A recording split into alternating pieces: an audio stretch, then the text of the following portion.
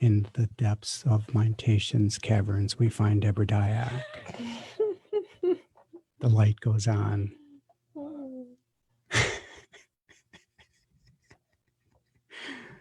Oh, man. Drink up, heathens. Got my espresso. Is that now?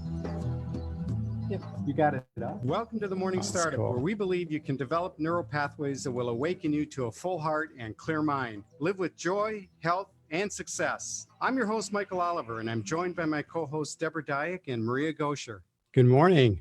Good Good morning. morning. Well, I'm really super excited because in our intro, we talked about our two co-hosts, Maria and Deborah, but actually we got one co-host with Deborah, and our guest today is our own Maria Gosur. So we're really happy to have you here, Maria. So welcome. Thanks. Uh, Feels like home. yes, just like home. So Maria is a partner in Mindtation, and she has a very interesting story. And Deborah and I know her very well, but we thought that our audience could benefit from hearing about Maria's story. She is an entrepreneur. She is a multi-passionate creative educator, entrepreneur. And so Mindtation's really part of their mission is to be joyful and to find that place of joy within yourself and to be able to translate that into other things you do, especially about the work that you do. So we want to have that conversation because that's very important to Maria. And so we thought that it would be a good opportunity for us to share her journey into finding that place of joy in the work she does and tying that into what she has defined as creative grit. And so we're going to get to talking more about what that really means. And when we talk about the joy, it has been written about tying joy into work. Richard Sheridan, Joy Inc., the CEO and founder of Menlo Innovations, wrote a book on joy. He's based in Ann Arbor, I think, isn't he? Yeah. So he's in Ann Arbor. Grit, The Power and Passion of Perseverance by Angela Duckworth talks about grit. And so we tie those things together and we find that those are some of the important ingredients, especially in the world of startups and entrepreneurs. So Maria, welcome. And I thought we would just start out by you sharing a little bit about how did you end up where you are? So meaning the idea about pursuing your path and finding out that not everybody gets into the world of entrepreneurship and startups. So how did that start for you? That's a loaded question. Well, let's see. I was born on this date. No. I think I've always known that I wanted to do my own thing for as long as I can remember. I always just liked being creative, and I can't really imagine doing anything else, doing the same thing day after day, like what a typical job might be. Just is torturous like no other to me. I think there's something about creativity where if I forget about creativity, the creativity in me has not forgotten. So it's like this thing that's inside of me it's just like busting at the seams of like, be creative, do something. But I started off when I was younger, I drew a lot. So I draw cartoons, not as much like anymore, but I would like religiously just draw like every cartoon I would watch on TV. And there's a cartoonist that had a TV show, Bruce Blitz, amazing cartoonist. I would study his show. My dad was an artist, so he can draw. So I get my style from him. And I would draw like Marvin the Martian over and over and until I got it right to like perfection. And so that's kind of where the kind of creativity started. I wrote a letter to Disney and I was like, hey, I want to work for Disney. And they responded back. I was like really, really young, probably like elementary school. And they're like, get an education and then come back and you can work for Disney. And so that kind of stuck in my head, like, okay, well, I gotta go to school and do all this stuff. Funny thing is I've never been to Disney World or Land or even up to current current time, never. Yeah. So, so and I would draw cartoons of what my office would look like. So I have a lot of those still. So I've always wanted my own kind of gig. And it wasn't until I got older when I realized that a job is, you get a job because you got to get, paid to pay your bills and whatever. But as a kid, it's like, oh, well, this job, you can do whatever you want. You can create stuff. And Did you always have that creative, like, even though you knew as you got older that, it became obvious that you needed a job, yeah. but did you always have that kind of creative bubble inside you, always kind of around you, so to speak? I mean, you were Mhm. drawing, but were there other things that you got involved in as you kind of went through, got into elementary, then you get into high school? Mhm. Was it just the artists kind of drawing stuff, or did you find yourself expanding into other areas? Yeah, so I started off with the kind of drawing stuff, and then it ventured into, once I got to like, I think it was high school, I started getting interest in coding. So So I want to stop you there for a minute because I think that's very fascinating to me. So, and you're going to help me out with this a little bit. mhm, Um, so, getting interested in coding. So, you're speaking specifically of a language, a computer mhm, language, right? yeah, It's essentially. not common for women to get No. to be. I mean, the world of coding is dominated by men. Mhm, Is that mhm, fair to say? yeah.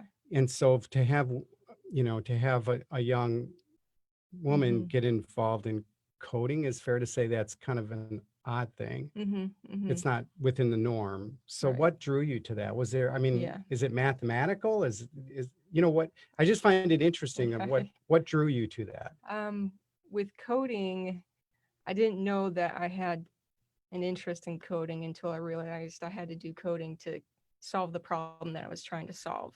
So, entrepreneurship is all about solving problems. And when I was young, I would go on websites. So, I was like a huge music fan. We were just talking about music, but my genres of music are a little bit different. Um, I would go to websites and of the music artists, and the websites I thought were like just kind of poorly designed.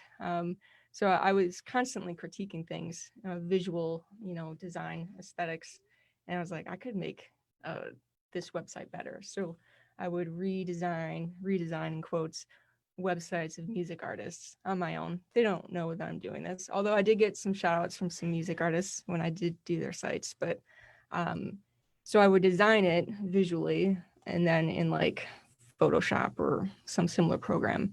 And then like, okay, well, I have to build it now. Mhm. So, and the internet said you have to do this coding to build it. So that's how I learned coding. And then I fell in love with coding.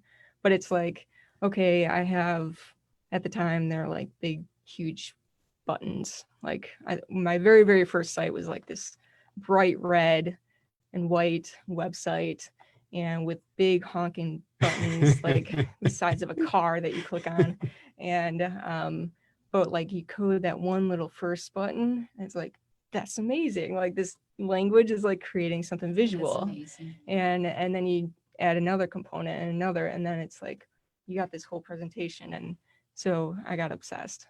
And I'm interested with your humanitarian path. With saying that, which I find interesting, the artist and the coding, what got you onto the path of your humanitarian efforts? And you can explain What kind that of what the is, work, yeah, what yeah. creative work you're doing in that regard. yeah. So I did do a lot of volunteer work when I was kind of first starting out. So, I think, I did a lot of stuff to get experience, but I also did a lot of things because I was passionate about certain things. Mhm. So one of the first groups that did volunteer work was for a task force that basically provided resources and support information for people that might be at risk or involved in substance abuse, alcohol, and that kind of thing. And that helps the youth and things like that. And I learned a tremendous amount through that experience. I still work with them today as much as I can. And being involved with a lot of people that want to do the some big mission, just like they're your community and they're coming together to do something cool. That is just like so makes me so happy. Well, I And think you've combined the power of your gift of the coding, learning Mhm. that the media that you work with Mhm. can do a big reach out and have Yeah. a significant impact on the things that you decide are important in your life. Mm-hmm. So that has to be really exciting, Mhm. knowing And that's probably makes the connection to joy, right? I mean, so now can we bring that piece in, because that's right. Yeah. Like that made you really happy, or, Mhm. but I'm drawing that link, Deb, that you said that this is kind of an internal, Mm-hmm. right, that you've been able to translate through right. what you were talking about, right? The particular media. Right, like your gift is more than just your gift of coding. You learned that, but then you were able to take it and use it Mm-hmm. to apply it to the things that you're Yeah. passionate about, which I think a lot of people get locked into a path where coding, that's what I do. I code, Yeah. code, code instead of interesting. using it, Right. Yes. Yeah. the application of it to make a better world. Yeah. Yeah. I think that is like the best thing you can do is to apply it. I see that with students a lot too. They'll take classes and they think, okay, I'm just going to learn this They're skill locked into- and then you're done. But with me, when I went to school, it was like, I'm going to take in every class, whatever the project is, I'm going to make it something where it serves a purpose of some sort. Exactly. And that's when school gets fun and exciting, is you do have to put a little bit of effort Right. to make it worthwhile. But going back to your question, so I did a lot of volunteer work in that kind of sector. And then when I got to grad school, I pursued a project where I was working on a web app. And it's kind of on hiatus now because I don't have as much time to work on it, but it'll come back when I have the time.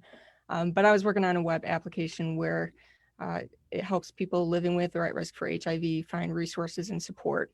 And it first started off with an idea of a medical adherence app, a medication adherence, like reminder to take your medication at a certain time. And so this came from a problem I was trying to solve, where someone that I know was dealing with, the HIV sector and that kind of stuff. You have to take a lot of medications. And so it's like, well, I'll help you remember to take your medications. And little did I know, because I didn't do research at the time, that those apps already exist. There's like a whole slew of apps that help you remember to take your meds. But it turned into this big kind of project. I had a team that was amazing, did a variety of pitch competitions through grad school, got funding, and it kind of, we started interviewing people that were at risk or living with HIV, AIDS. Like, we interviewed pretty much everyone, it felt like, on the planet. And that was very, very powerful. It was hard to get out of my comfort zone. I'm very introverted, very shy. I don't really like talking to people per se because I'm very introverted. But once, we just talked to like hundreds of people and we just listened to their story. And then we realized, oh, well, they just need like basic resources and health and human services. And so we kind of pivoted. And now the web app is basically, you could think of it like a library of resources where people can find info. Well, what's fascinating to me, Maria, is I think with the COVID, I mean, that's in your face. The HIV and AIDS used to be, but I'm ignorant. I assume that because I'm not hearing about it as much, that there isn't a need, that we have solved it, that there aren't many people with AIDS and HIV. Could you discuss that? Because I think that's important for listeners to realize. There's a need. I wish that was the case, but like I have some stats from when these are from like a couple years ago though, so I haven't updated the stats since, but I can guarantee that the stats are the same, if not more. Back in 2015, you're looking at worldwide 2.1 million new HIV cases every single year. Seriously? Yeah, and if we're narrowing it down to the United States, that's like about 50,000 new cases a year. And then if we get closer to home, there were about 20,000 people in Michigan living with HIV, and 13,000 of those were in Southeast Michigan. So it's very prevalent. And like I said, these numbers are a little bit, older, but I don't think it's going to be too far off still today. But HIV is something where if you get it, you might not show symptoms of it for a couple years. So people might have it and they don't even know it. And but it is still a problem, unfortunately, and it's a very stereotyped condition. So a lot of Absolutely. people don't like talking about it as it is. And that was challenging to find research on it because a lot of people don't like talking about it. And so, but that's, how can you solve problems if you don't talk Right, about it? right. But yeah, there's a lot of great organizations that are, fighting it and trying to make it better. And so there's still a lot of work to be done though. Do you find that you get a lot of support from the community when you do a reach out? Do you get Oh, yeah. positive? Mm-hmm. Good. Yeah, it's always been pretty much positive. Minus like when I first started my project and the very first event where I like pitched my idea. So I had someone, a mentor, tell me, hey, I validate your idea and see what people think. And so I did like a presentation or whatever, got a table at some event. And like the first person that came up to me was like, that's not going to work. Like that was like the first person ever. And like my confidence went like down to zero. But you learn not to take, Right. one person's view as final. And it's really been nothing but support. Isn't around that the truth though? You can Yeah. have 10 million compliments, but it's that one Mhm. Right. negative shot that Right. you hold on to, or Mhm. people tend to hold on You know, to. there was some research done about that actually, where it takes like 5 compliments to override the energy of one negative compliment. I believe it. I mean, something Yeah. close to that. I mean, I don't have the statistic No, but I perfect. believe it. But to your point, you could have someone saying really good things to you, Yeah. and then you get one, and it's like it just flattens you out. Mhm. So Yeah. yeah. So where did you go from there? Like this? So from there, I think when you pursue, well, I was in grad school when I was in the depth of this particular project. And then I graduated, and the team that I once had, everyone kind of graduated and went their own way. And I had a full-time job. There were moments where I was like just doing a million jobs on top of, I was staying up till like 4 o'clock in the morning, nearly like every night. So it became a health hazard actually for me to, I was burned out. I got really burned out. And so I stepped back a little bit, and it's very costly sometimes to like get things going, and it's very time consuming to entrepreneurship. You're constantly staying in Mhm. contact with your Mhm. audience. Mhm. And I like became a team of one, and it got really hard. Yeah. So I had to step back, and I had to focus on one, paying for the grad school debt that I had accumulated, and it's something that I'll get back to eventually, but when the timing is right.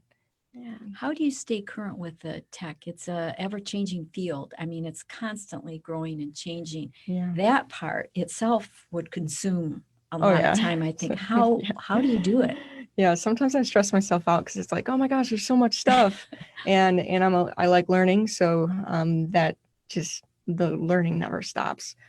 But I do kind of have a little bit of a routine where I have favorited websites that I can kind of skim and see what the latest stuff is in tech. And so I will spend a little bit of time, at least every week, kind of skimming those articles. And I'm on a lot of newsletters, email newsletters. So that information comes to my inbox and I'll scan it. And I think this is really important for those of you who are listening who are students, no matter what level. The learning never stops. Yeah. And I think that's really great that you share that even though you Mhm. are an expert in your field, because it's continually changing and growing, you have Mhm. to stay on top of your game. Mhm, And mhm. so Yeah. do you schedule it actually into your time management or whatever, however Yeah. you manage your time. Yeah, it's usually in the mornings where it's like nice and quiet, or at night. So usually before I sleep, if I'm not reading something, I'm fitting in some tutorial of how to do some coding thing like a nerd. And so That's excellent. I like Yeah. what you said, Deb, about, I know you have always been, I'm a learner. Deb, I know you have too. It's like we use the term a lot, lifelong learners. But I think that's an important message, because I think that in some people that learning stops, like they get into the routine of their job, they know their job, they do that every single day, but they're within that boundary and they're never really going beyond that boundary. And I think you can get away with that on your job. I do. I think that, you go to conferences or you go to what they call professional development and you get these kind of updates, if you will. But in entrepreneurship or startup, it's really different. Learning in that respect. Could you speak to the difference? Because I know that you've had exposure within a traditional work life and currently as an entrepreneur and someone who has run a number of startups. The learning is different. Yeah. Can you speak to that difference, where the difference between you're on your job, you go to a conference, you get some updates, but as an entrepreneur, the learning is more deep, or Yeah. could you speak to that a little bit? I think like on I guess a standard job, you are a little bit more safe to just kind of go with the flow a little bit.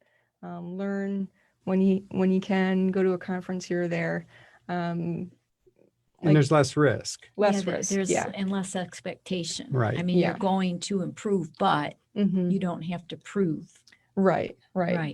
With entrepreneurship, there's kind of this deeper risk level for it. But with entrepreneurship, because you're so connected with your audience and your customers, that, I mean, they have expectations that you're going to deliver something of value to them, and they're communicating what that value is.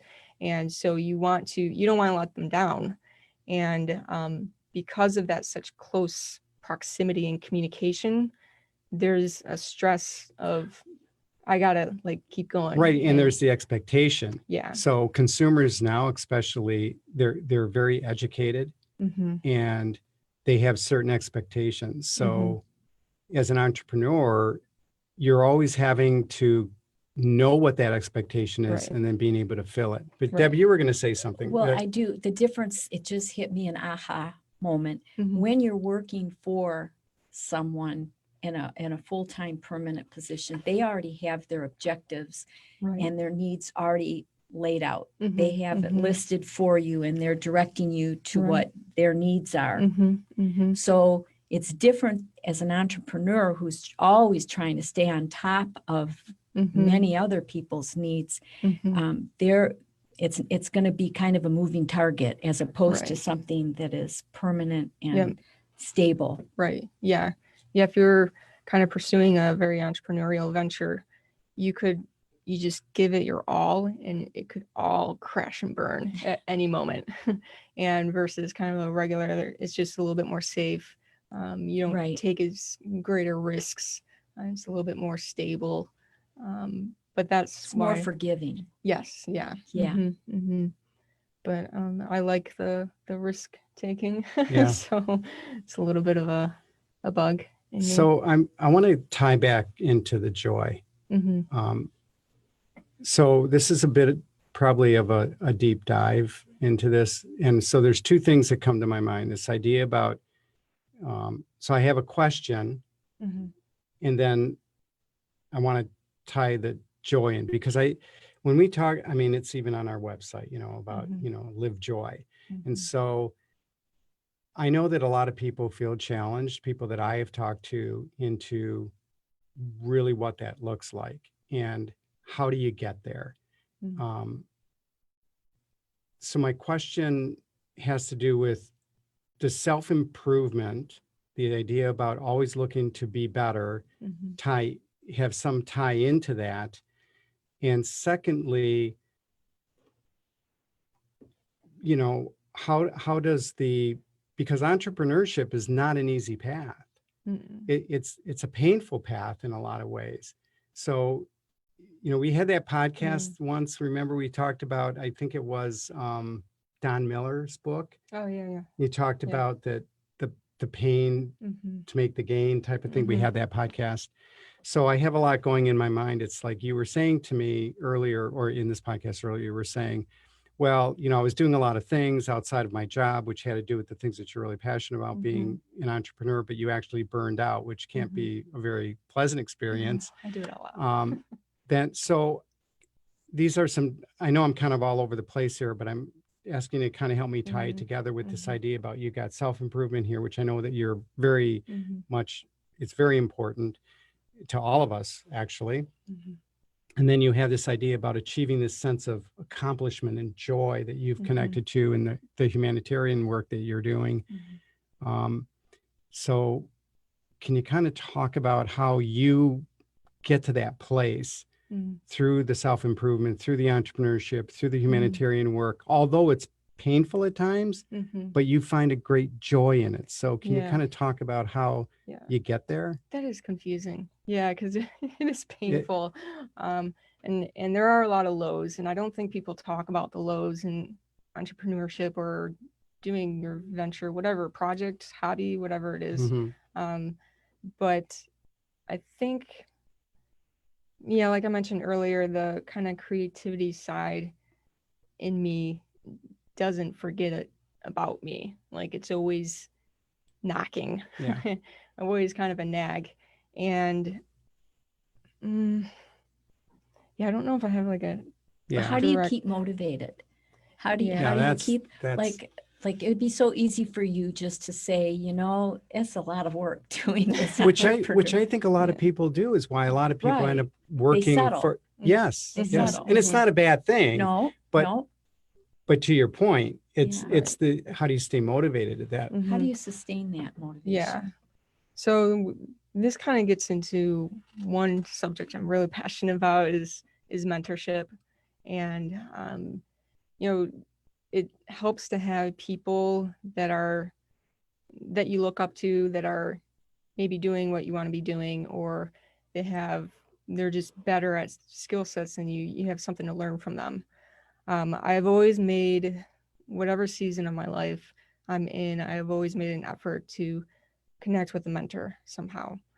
And I think it's, friends and family are really supportive. I think that's, important. But I think that's also expected. It's kind of like a given. Like, I would hope that my family and friends are supportive of me, so it doesn't count as much.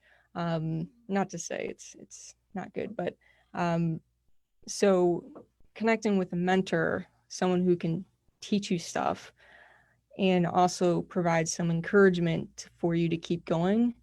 And by mentoring, they're not telling you what to do. They're giving you wisdom and advice, but they're gonna have you make the decision yourself. I think that's very important. So if you fall on your face, they will let you fall on your face. And they're like, yeah, well, they'll survive that. They'll get back up. And then you talk about the lessons learned through that. So mentorship is one thing that always keeps me going. I listen to a lot of music. That's the other thing that keeps me going. But also just, I think getting through the challenging stuff, the things that kind of maybe give you doubt in pursuing something, is a reason why I like self-improvement so much, is because you really, really have to know yourself in order to do something joyful. Because if you don't know what brings you joy, 100%, it's hard to get there. But that takes a lot of work. Learning about yourself is like ongoing, and takes a lot of commitment, and it's hard. That's a hard place to look at sometimes. Yeah. Where you're at right now, what would you consider something that you're the most proud of, or what you would consider your own personal greatest success? I don't think I have like any.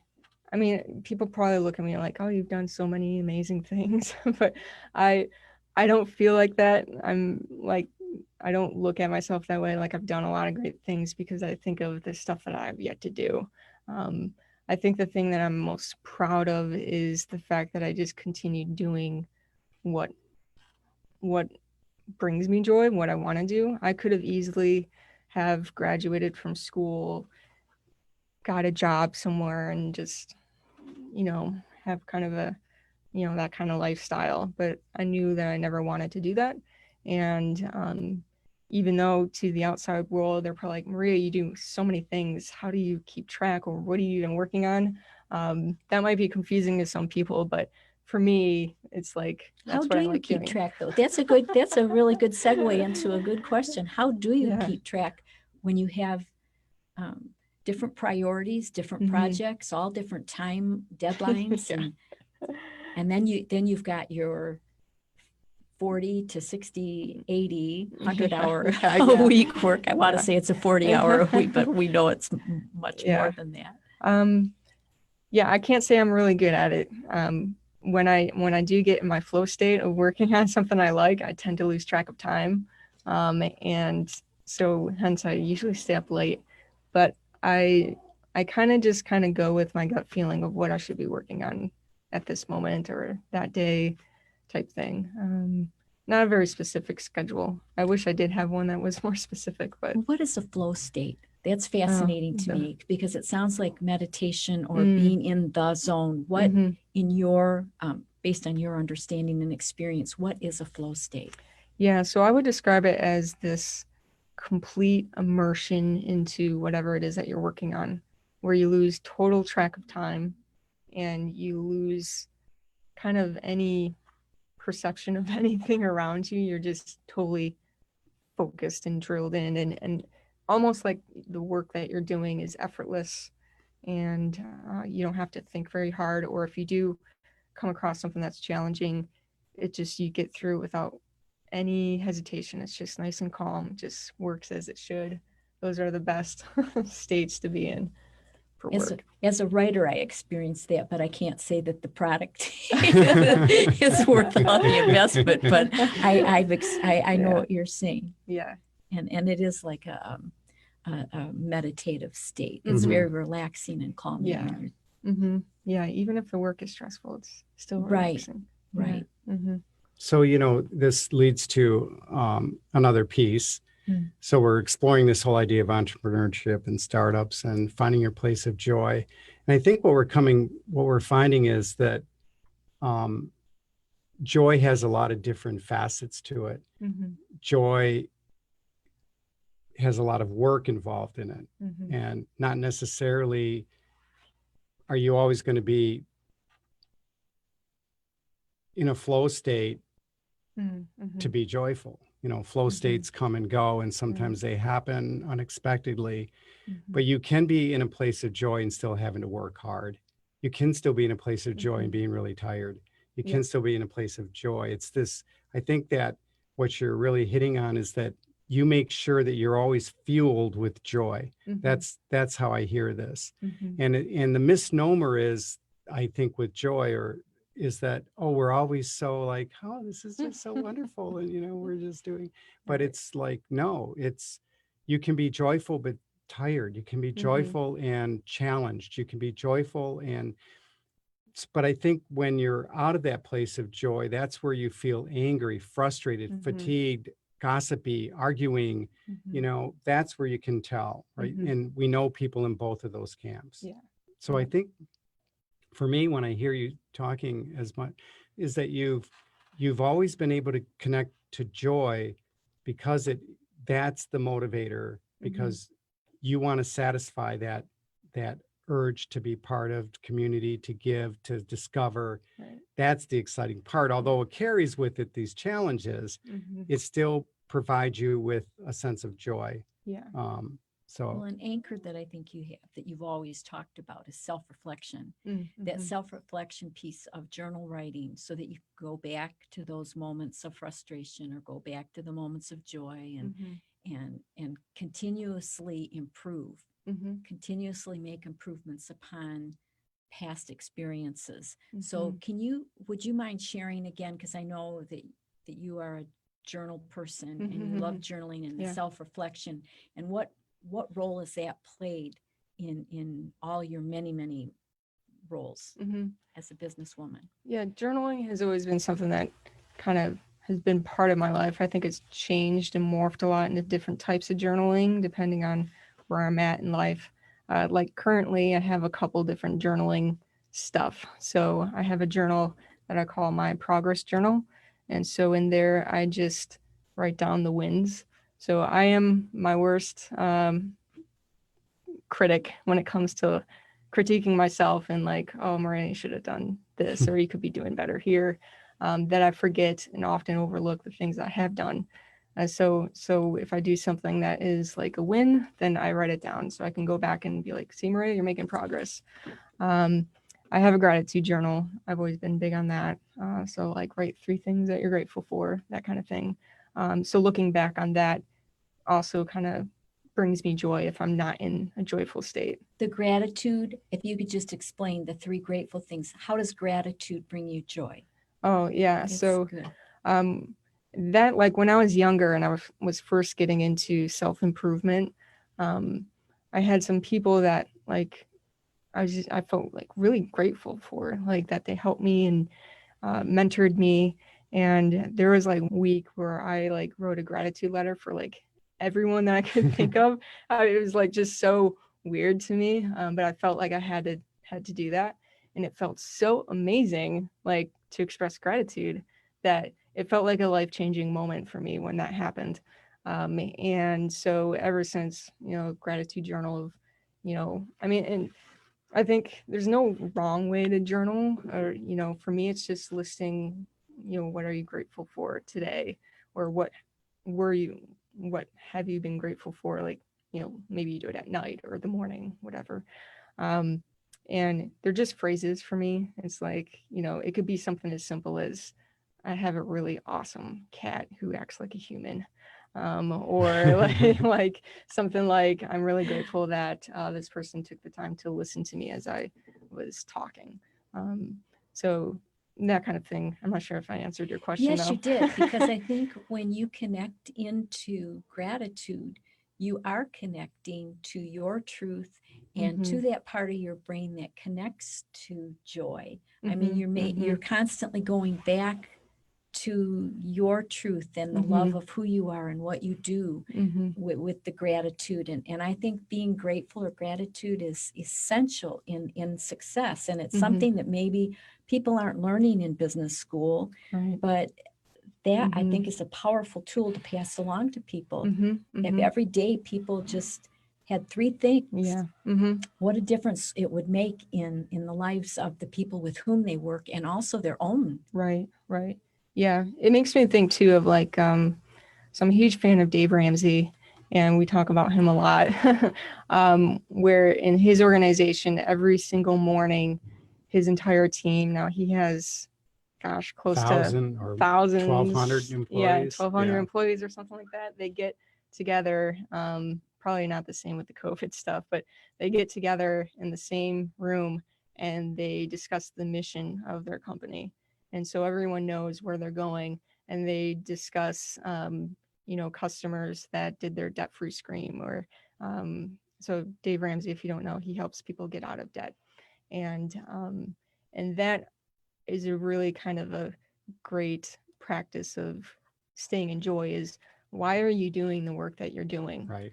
And your mission statement is not meant to be stuck on a wall in a frame.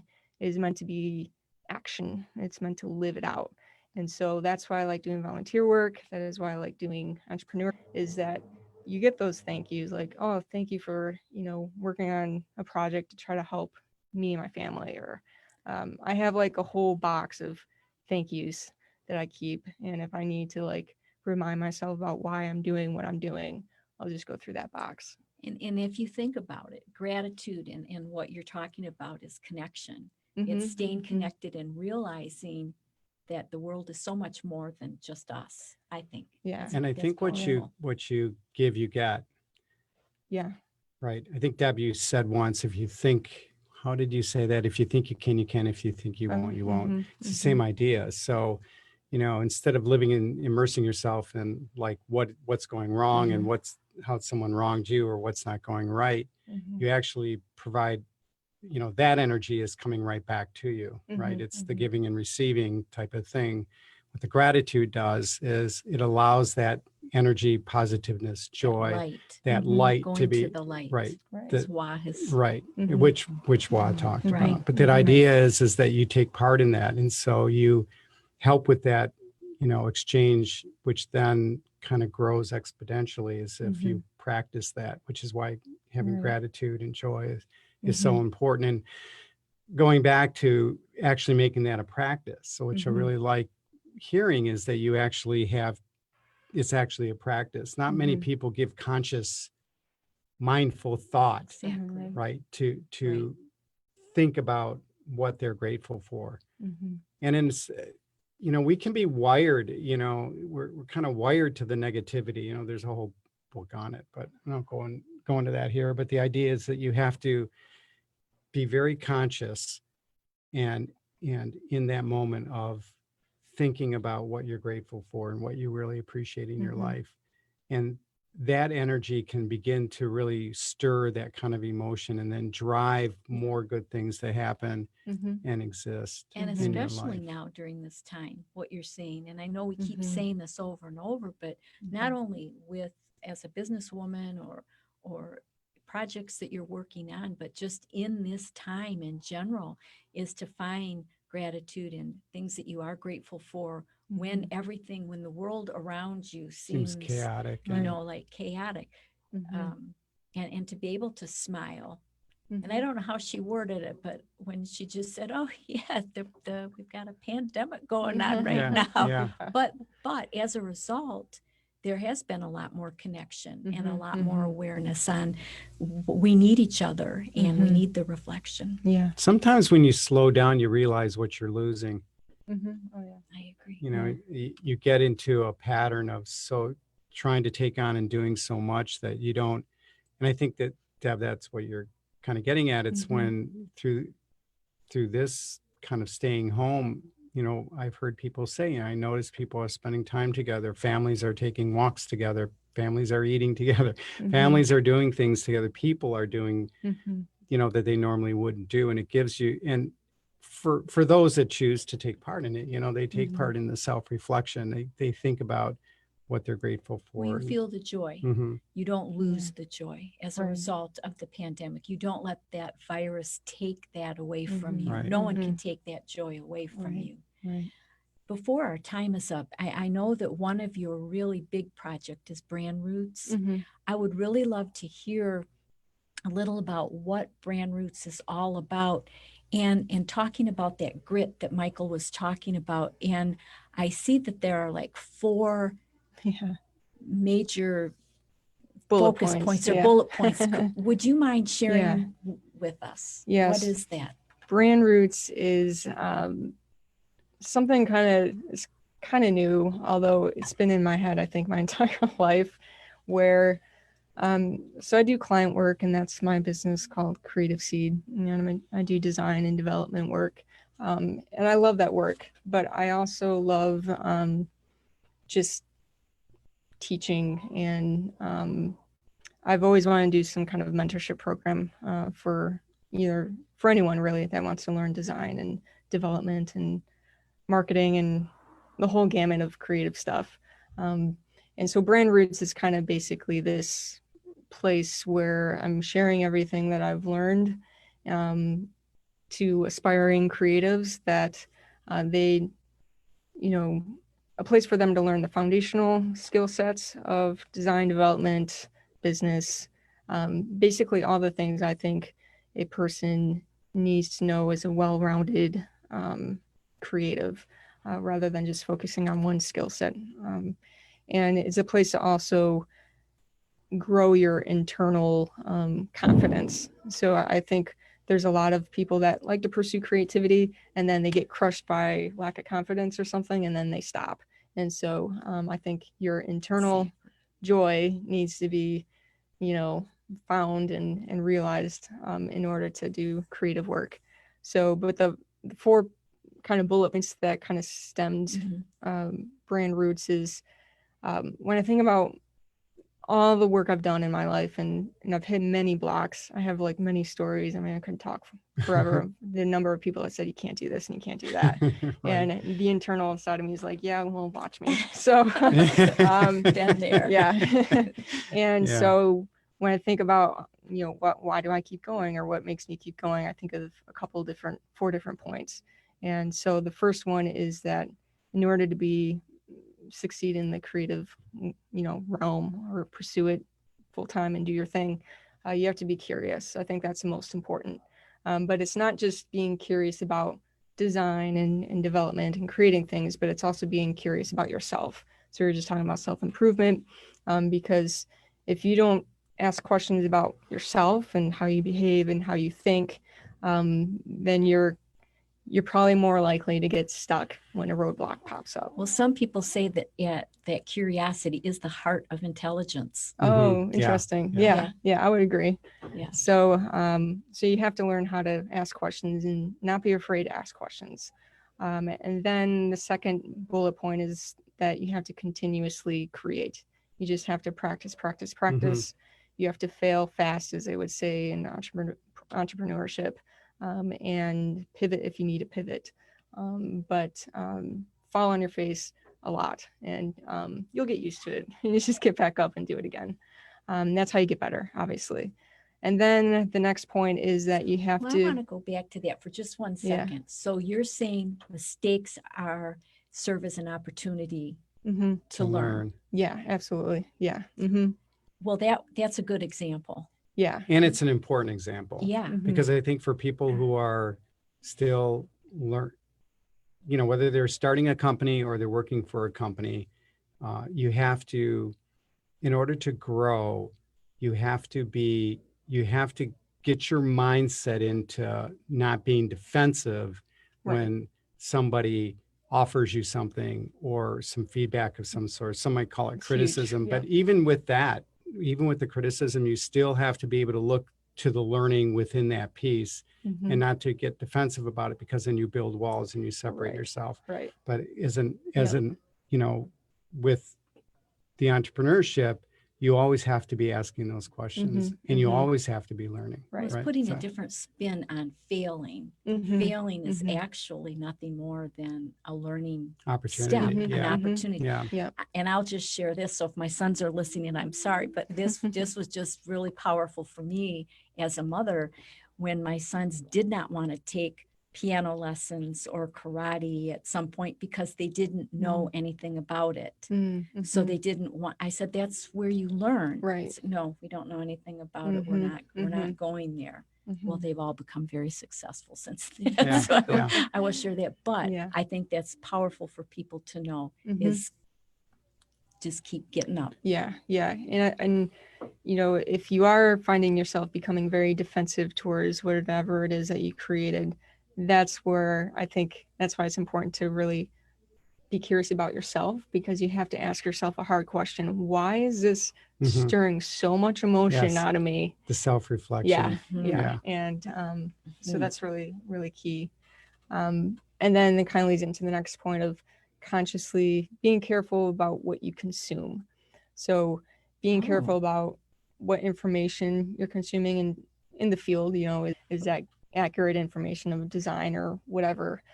So there's the industry aspect of it, but then there's the internal aspect of it, where are you listening to people when they tell you can't do that? Or what is your self-talk? Okay, going back Even to more important. Yeah. like I self-talk to myself all the time, like, oh, you're not good enough for that or that or that. But I know myself enough to know that, oh, that's just negative self-talk. Like, go away. But if you consume that and you take everything so literally, every negative thought, then you're going to have a hard time going somewhere creatively, especially if you want to do it as your full-time work. And then the last thing would be to carefully contribute. Anything that you produce, whatever creative pieces, you're contributing to the world in some way. It could be good or it could be bad. So I think you need to be mindful about why you're doing something, and especially too, if you need experience in the field. You just graduated and you need some experience for your portfolio. Well, don't just volunteer like anywhere. Like, don't just, do free work for 5 years or something because you think you're new, or people are telling you that you don't have any experience and you have to get some. Do something where you get connected with the right people and you're contributing in a way where you're not getting ripped off, and you're also getting mentorship, if whatever the case may be. But yeah, like I've gotten ripped off so many times to where it's like, Maria, why did you do that? And because I wasn't being aware of what I was actually contributing to. And I think by having so many different people that you're working with, you're always in a vulnerable position. It seems that when you have a permanent position, you do get complacent. You don't mean to. And I'm just saying you don't mean to, but I can see where there could be a lot of negative talk because you're always being judged, being evaluated, more so than the day-to-day Right. full-time position. So that is good advice, is Well, you're always having to be on as an entrepreneur. right. You're always on. Yeah. So you have and again, I want to be clear that there's nothing, this is not a judgment on if you have a job and work for someone versus an entrepreneurship. They're just different. No, you can still have the But same mindset right. if you want to Right. find the joy in everything you're doing. Exactly. Absolutely. But I think with entrepreneurship, you're always, you're always on, and you're always required to, I guess, you're always, I don't know, I got lost there for a minute. Yeah. I don't know if it's always required to self-reflect or always challenge yourself, but I mean, you take a couple of missteps and, it could. She's in the spotlight. Yeah. You're it.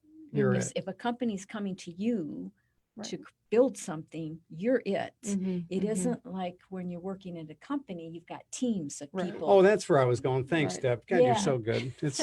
That's how we roll. It's really, I love it. The idea of when you're working, there's a lot of layers to a company. So, the decision is not always your decision. Right. It's based on what your boss is going to do, and then what their boss is going to do, and they got to go through the filters, or what do they have to go through? Right. It isn't always, you may want to do something or decide on something, or may not want to do something, or you're being told to do something. I mean, it's a hierarchy of stuff, but as an entrepreneur, it's on you. Right. And that's the part that's always on. There's not that hierarchy. It's like, Right. you're the decision maker, you're deciding on, and so therefore the risks are a lot higher, which Right. we already talked about. Right. So, And you say you love mentoring and you Mhm. love teaching. What makes a Mhm. great teacher great, in your opinion?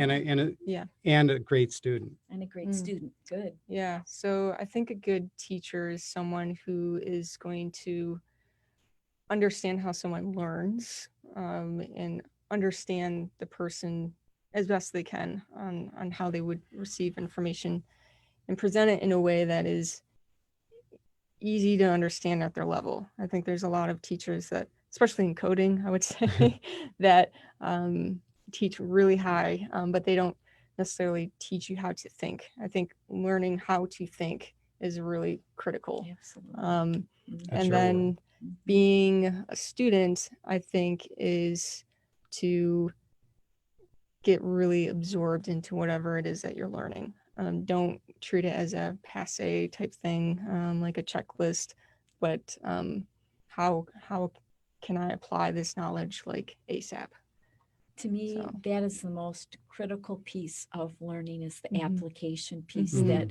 that so many students go through class to class, check, Yep. got that class Right. done, but not thinking, how is all the information that I've learned, how can I Mhm. take it to the next level and move Yeah. with it? And now that I've graduated, I can't tell you how many students we work with who will say, okay, I've got a degree, but I really can't do anything. Right. As opposed to someone who would leave and have an Mhm. understanding that even the thinking that has been developed, or all of the things the skills that you learn, you can Yeah. use those. Yeah. There's a deeper layer to that too that I think about. And so all three of us had experience teaching, and we've all had experience with students who will at times get an attitude about, like, I don't even know I'm here, or this is Yeah. stupid, Yeah. or I don't know why they're making us do this. And I'll never need to know how to read. right, I'll never so- take a test Mhm. again. right. Right, So, right. so here's the deeper level of that.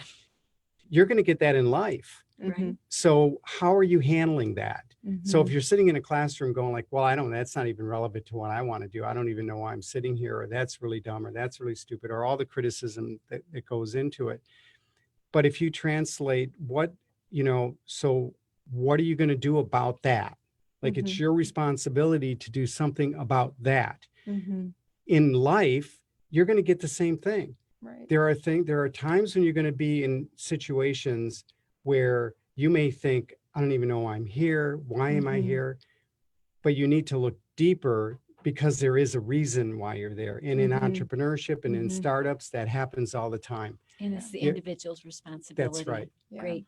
Yeah. It's the individual's responsibility. Unless you take that on, you're going to get stagnated Mhm. and negative and Yeah. all the rest. So we have a few Yeah. minutes. Yeah. It's been a lot of fun. Yeah.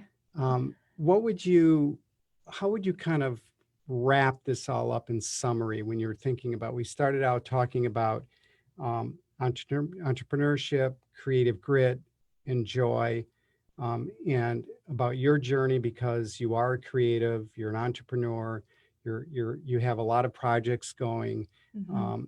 yet you seek to be in a joyful place and to do the Mhm. work that is fulfilling for you. So how would you kind of wrap this all up as we kind of conclude today?